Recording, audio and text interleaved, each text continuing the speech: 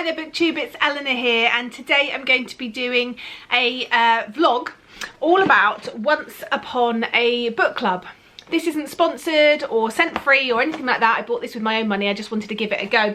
And this is a book subscription service that is a monthly subscription service, and it's the first time I've got it, but I saw it in someone's channel a while back and I thought it was something I'd quite like to try. I think this is the April one, so it's been quite, no, this might even be the February one. It's taken a long time to get here. It's come from America, and obviously with everything going on with you know what, I feel like it's Harry Potter, like it that shall not be named. I thought I'd give this a go. I love the box of this. It's just so beautiful. And I thought I'd give it a go. And the one thing that really appealed to me, let me show you inside. I have taken out a few things in here and I have opened it. But the thing that really appealed to me is that you get a book, and we'll talk about that in a minute. That's Harley in the Sky by Kemi Dawn Bowman, who wrote Starfish and Summerbird Blue, which were books that I really enjoyed. And then in the box as well, you get numerous different little packages, and on each it's got a page number. And so what you do is you open those packages when you get to the page in the book.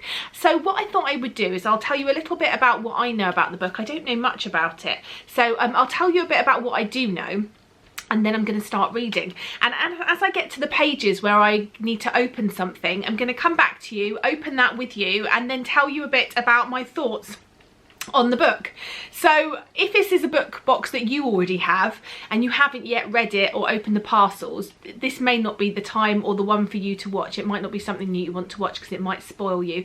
But if you fancy following along with me and following along with this story and seeing how we get on, I might intersperse some clips of various other things depending on what we're doing. I mean, we're in the house, but you know, might be reading in a hammock, might have a little a little video clip of that, I don't know. But let's talk about this book. This is a book that is set in a circus. So it says, Harley Milano has dreamed of being a trapeze artist for as long as she can remember. With parents who run a famous circus in Las Vegas, that's a big tick for me, she spends almost every night in the big top watching their lead aerialist perform, wishing with all her soul she could be up there for herself one day. After a huge fight with her parents, who continue to insist she goes to school instead, Harley leaves home, betrays her family and joins the rival travelling circus, Maison de Mystère. There she's thrust into a world that is brutal and beautiful, where she learns the value of hard work, passion and collaboration. But at the same time, Harley must come to terms with the truth of her family and her past, and reckon with the sacrifices she made and the people she hurt in order to follow her dream. So I just think this sounds like a beautiful story. I think it's going to be a contemporary story, which is interesting because often when you get stories with sort of circuses, it tends to be more magical, or there tends to be some sort of magical element in there, because circuses aren't something that we see a lot in books anymore. So yeah, I'm looking forward to giving this a go, and hopefully it's going to be an interesting and fun read. And as I get to all the different places, I think there's page 57, 104, 292 and 400. We'll come back and see what the little treats are, and I'll tell you my thoughts on the book as I go along. But for now, I'm going to go and do a bit more homeschooling with Matilda, and then I am going to relax for a little bit. I might be making some coconut ice from my Nadia Hussain book today because I'm obsessed with it. If you didn't know, I'm obsessed with Nadia Hussain and her cookbooks. I haven't said that enough already. And I'm going to make some of that, so maybe I'll take you along on my journey there and we'll see how I get on. So let's go and I'll come back to you in a bit. Okay, so as I mentioned, I'm quite obsessed with Nadia Hussain at the moment, and I'm going to make something from her family favourites book today. It's not something I've made before. It's called Strawberry Coconut Ice. I really love coconut ice as like a little sweet to have as a little dessert. It lasts for quite a long time, and I'm hoping that it's not going to be too tricky to make. All we need is freeze-dried strawberries, desiccated coconut, icing sugar, sweetened condensed milk and vanilla bean paste. So we shall see how I get on with this, and you'll be the first to know if it works out okay. So let's take you over to the side and we can see how this works.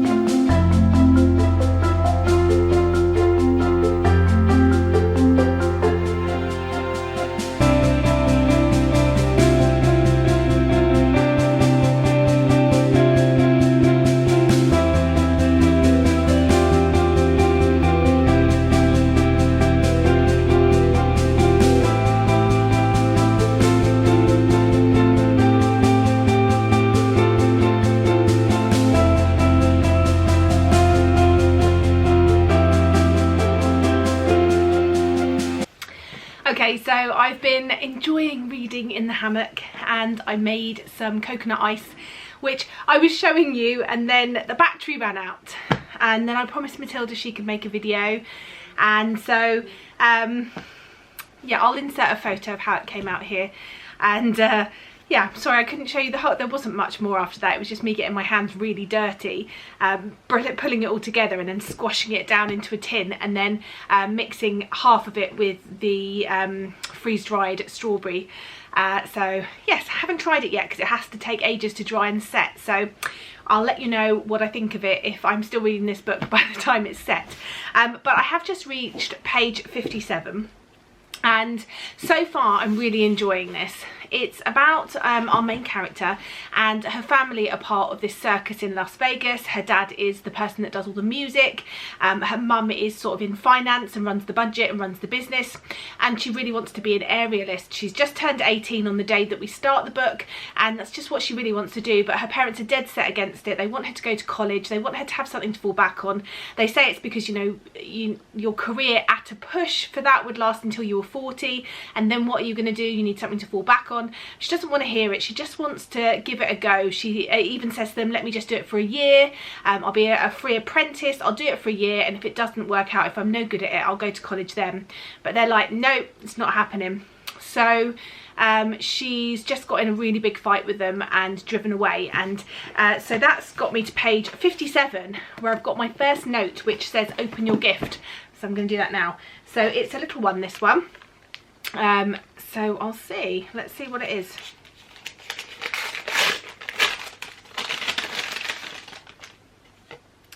Oh, it's a business card for Simon Talbot, Maison de Mystère ringmaster.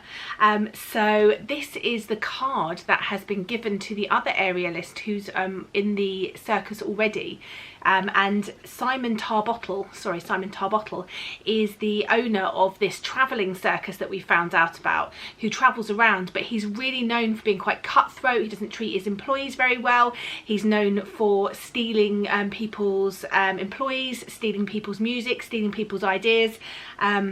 Oh, sneaky little card here. That's quite nice. I quite like that. That's quite a nice little touch. So I've now got the business card. Okay, so it's the evening here, and I've been reading a little bit more. I've got my glass. I'd like to say it's gin and tonic, but it's not. It's just tonic water, because I'm finding that I can't drink alcohol anymore. Just ever since lockdown, I can't drink. It makes me feel really ill. I don't know if that's to do with whatever I've had, or yeah, I don't know. So I'm just sticking to tonic because it feels posh, and I'm having it in my big gin glass. You know, I can pretend. Lovely. So I've reached the next point where I get to open a present. So the story is pretty much hotted up a little bit. Our main character has now sort of moved. She's made this move to this other circus. This isn't a spoiler for the book really, because it's on the blurb, and it's all about her looking to settle in and find her place, and she's desperate to sort of train as this aerialist, but the current aerialist isn't happy that she's there, even though she's sort of a trainee on an apprenticeship. She's not trying to take her job. She's very untrusting, and she's quite snooty. So I'm quite interested to see what this is going to be. Let's see. I'll open it now. Ah, so she's moved into her sort of living quarters. She's not living in the big bunkhouse with lots of people. She's sharing a room with 2 other girls, and here is a pretty snazzy sleep mask. Can you see me? You see me? What's it look like? It's quite comfortable. I think it's silk. So I don't sleep with a sleep mask, but maybe I should. Anyway, I'll come back to you when I've got to the next stage in the book and let you know what the little gift is there and how I'm finding it. But so far I'm really enjoying it. I think it's well on its way to being sort of a 4-star, but we'll have to wait and see. Okay, so I've reached the next stage in the book, 292, which is time to open another gift. But before I do that, I just wanted to talk to you a bit more about the book. So I think what we're looking in the book is that it's definitely a contemporary, and we are looking at our main character's journey, dealing with this desire to do something, this need and desire and want to do something with her life, and feeling that she is incapable of doing that without hurting the people that are closest to her. She's done something she thinks is unforgivable to her parents, and yet she's the happiest she's ever been because she feels like she's found her place, she's found what she wants to do in her calling, and she's torn between these two things and how to make it right and yet still be able to continue with her dream. I also think that our main character might be suffering from being manic depressive. She has these sort of highs and lows, but she has this really good conversation with the male character in this that she's working with in the circus about this idea that we need to put labels on things. She sort of says to him, I don't want to put a label on what it is. I know there's something different about me. I know there's something, maybe I've got a mental health problem, but I don't want to put that label on it. I don't want to have a name stuck to it. And she said there's nothing wrong with people having a diagnosis, knowing what is wrong with them, needing to have that label to feel secure. She said, but there's also people that don't want to. And I just thought that was a really interesting thing, and a really interesting conversation that she had with him about that. So I really enjoyed that. I'm really enjoying seeing where this goes. I'm not quite sure how it's going to wrap up. I want this sort of happy ending all neatly tied together, though she finds a way to do both things, to be, you know, part of her family, but also to have her dream. She's like a quarter, because both of her parents have two different parts of them. I think it's her dad is half Italian and half Asian, or Japanese. I think he's Japanese, and I think her mum is half as well, but of different nationalities. And so she just feels this big jumble, and she feels like sometimes she doesn't feel like she's Asian enough, sometimes she doesn't feel like she's American enough, and she just really struggles to find this balance between who she is. And she says even at family gatherings, both halves of the family don't really interact in the same way, and that really sort of gets to her and doesn't really help her to, you know, form her identity, which I thought was really interesting. So anyway, let's get on to the gift. 292. So I'm going to have a look in my box. Oh, 292. Okay, so this is 292. So just to put you into where we are in the book, her and Harley and Vass are now doing a trapeze act together for a new show that they're going to be doing in the circus. It'll be her first time performing with them. They've decided on this idea of this conflict. Vass is a musician. He's written this music for them, and it's all based on this fairy tale. I think it's a Chinese fairy tale of these two brothers. One was the sun and one was the moon, and they sort of had this massive conflict, and then they never came up in the sky at the same time. They could never quite be together. So I'm interested to see what this is. Let's open it and have a look. Ooh. Oh my goodness. Oh my goodness. This is a portable speaker. This is amazing. It's a little wooden speaker. It's really beautiful. It's got some buttons at the top and a USB, and wow, this is a cool present because they're just about to listen to their thing. So I'm really pleased with this. This is amazing. It can just go on the side, and there's a cable in here. You can obviously sort of charge it up and connect things to it. Let's see if I can connect something to it and play music. This is amazing. That's really cool. Look, I've connected it up to my phone, and now I can have this outside in the summer to listen to. I'm really pleased with that. That's a really great gift to get in a book box. So yay. And this makes sense because they're just about to go and practice to this music. She's going to hear it for the first time. So I can't wait now to go and listen to this some more this afternoon. What a great gift. I'll come back to you a bit later. I think I've got one more gift for page 400 coming up, and then I'll give you my thoughts on the book at the end. But this is really good. The box so far is getting a 4-star at least, and so is the book. So this has been a really good experiment so far. Okay, so I finished the book. There was only a few pages after this in the book, so I thought I'd finish it off. I can come and give you my thoughts. We can open the last thing. Oh, and I'll show you the coconut ice that I made because I didn't get a chance to show you before because the battery cut out. Okay, so I'll give you my final wrap up and then we'll open the final present. I'm going to give this 4 stars because I really enjoyed it. I didn't get quite as much of this emotional connection that I feel like I need that emotional connection for a 5-star read. I could understand the motivations. I thought the topics were really interesting. I liked the way it talked about family and especially sort of motherhood and your ideas of what you want for your children, and perhaps as they grow up you have to let them have more control and say in their lives, and I think that's an interesting thing to sort of explore here. I like the look at mental health. I liked the look at sort of following your dreams, what it's like to be part of sort of a dual heritage and how that might feel, and sort of growing up and discovering who you are and learning the right way and the wrong way to sort of go about things. So I'm really pleased that I read this. It's not one that I would necessarily have picked up myself, so I'm really pleased I got this in the box. So I'm going to give it 4 stars, but let's go ahead and open this final box. It was for page 400, which was right at the end. Oh, it is. It's a vase. It's really pretty actually. I don't know if you can see it very carefully there. It's sort of like a geometric design, and there's actually a fake orchid in here because that is something that comes up at the end. So, oh, this is really pretty. And actually, Matilda at the moment, when she goes out for a walk with my husband, has been bringing me back some flowers. So they will go really nicely in there. So this is a really lovely vase. So I'm really pleased with the things that came with the box, actually, especially those speakers. We've been using them in the garden. Matilda's been using them. She's decided she's going to commandeer that for her bedroom. So watch this space. I'll show you my coconut ice. I don't think it's meant to quite look like this, but it came out like this. And it's hardened off now, and you can see it looks like that.